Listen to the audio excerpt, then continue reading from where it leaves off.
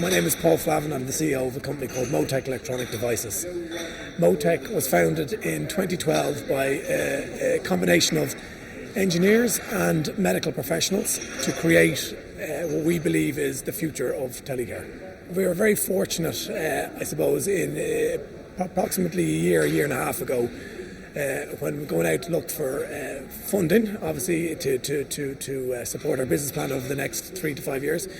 We took a step back and didn't go the usual route with investors going into the venture capitalist market. We said we wanted an investor who understood the area and could help us reach global scale very quickly. So we were very fortunate to attract an investor in a global multinational operator last year who, outside of their telecommunications business that operates in 34 markets, they're also prolific investors in healthcare. So they understand the healthcare industry and they understand technology. So we were fortunate in securing funding and securing access to markets. Mobile as a technology and as a platform offers so much promise and potential, and I think most industries have seen that and recognise it. I mean, mobile is now a highly used and adopted technology platform in everything from finance to any consumer industry to entertainment. Healthcare has been slower to move, and probably understandably so. People are sensitive about health. And to date, I think most of the mobile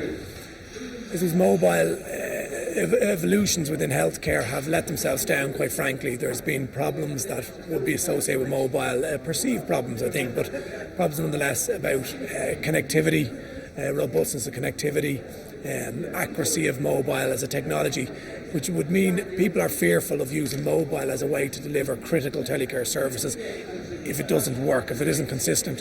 So we were fortunate that we watched this for a number of years and understood some of the challenges. We knew the promise that it would offer, but we also saw the challenges that predecessors and competitors had. And I suppose with the combination of the funding and access to global engineers who know the mobile industry very well, we believe we've now developed a solution to those challenges that now allow us to deliver telecare services everywhere 24/7, no matter where you are. Once we had established what we believed was the right solution for the end user, our initial idea was to come into markets and be disruptive, come in and promote very aggressively that we had a great solution to help people live their lives better. We suddenly realised that was a very arrogant and probably immature view. There are people who are already existing in the markets, companies that are already in the markets, who know users' needs and can reach and care for those users better than we do, and who want technology to help them deliver their services. So we felt rather than come in to be disruptive, that mightn't be of any particular help to an end user or a patient, we said, why don't we come in and offer up our technology platform to enhance existing providers' services that are already in the market. So we come in completely white label. We aren't here to promote Motec as a direct company into these markets. We're here to present Motec as an enablement platform for existing service providers to avail of and to deliver more consistent telecare services through the use of mobile. My name is Alison Schofield. I'm the Chief Executive of Telecare Service Association, which is the national expert voice for technology-enabled care. We're a main partner today in designing the day and the exhibition and working really closely with our partners in Scottish Government.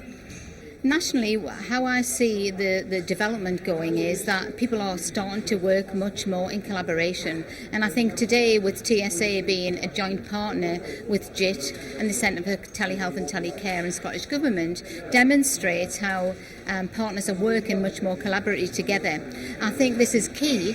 You've got your health and social care interventions and integration in Scotland, but working more nationally with Wales, Scotland, Ireland and the UK and England will just give us much more strength. Integration is where we're seeing the big shift. So you've got your health and your social care integration in Scotland.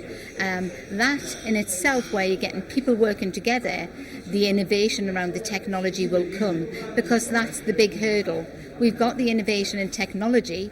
What we don't have is the innovation in people and people collaborating. I think you should be proud in Scotland of what you achieve in your Centre of Excellence.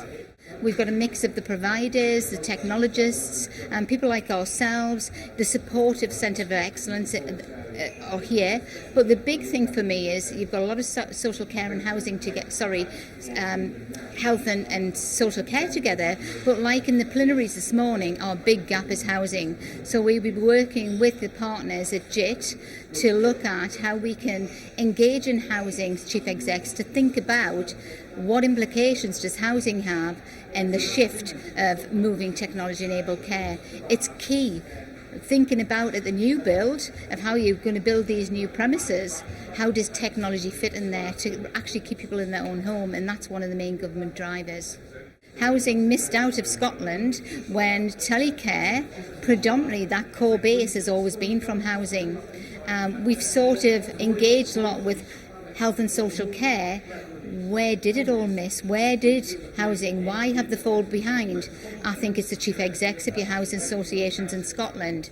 That's where we need to get the message to about how critical they are. As the national expert voice, Telecare Service Association are looking, currently working nationally to look at a brand, look at a name.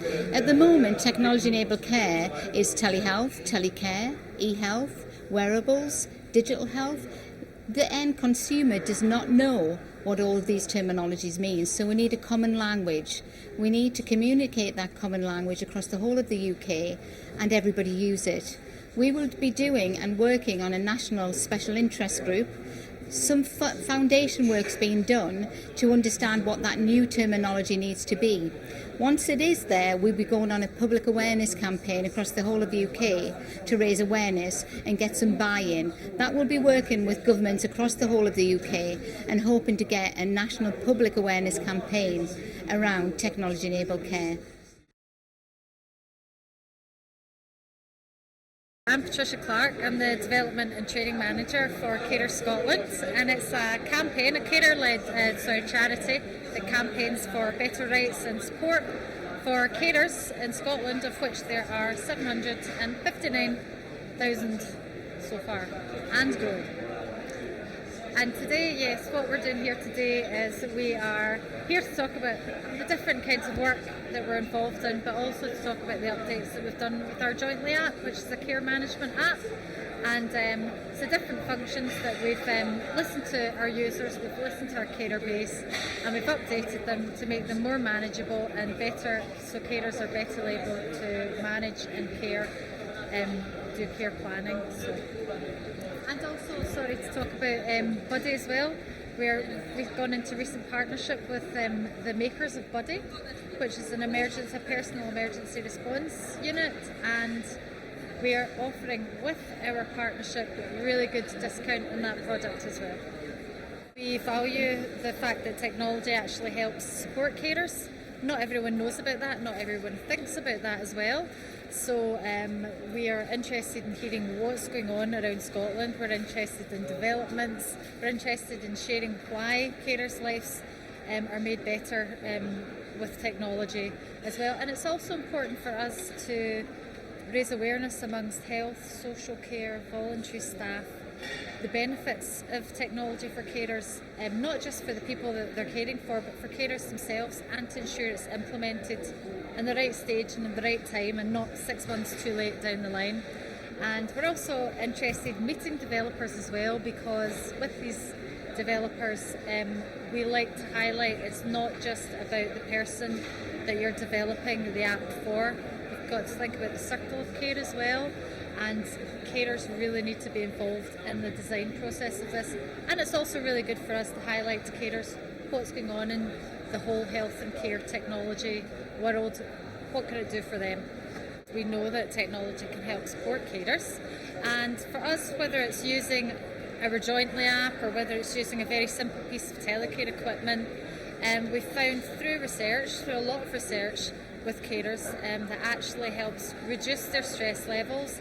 It helps them, gives them more peace of mind. They can go out to the shops, they can buy something buy some milk without having to worry about who they're looking after, because they know they'll only be a phone call away or an alert away if something goes wrong. It actually improves the relationship between the carer and the cared for as well.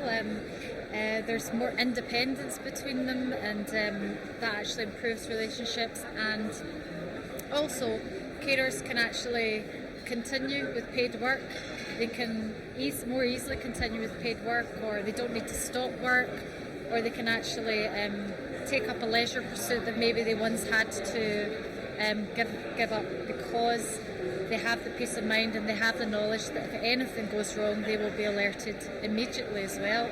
But then also on the flip side, it's really important for us to relay these benefits to carers and get them involved in innovations and different things that are coming up. So whether it's digital platforms like Living It Up, where carers have had an integral role, or user-led devices like Buddy, where carers again have had a very integral role in developing that as well. That we need to get carers involved more in the design as well. So when we come to places like this and when we know the benefits, it's really about getting the carers access to these devices and getting them involved from the development to use as well.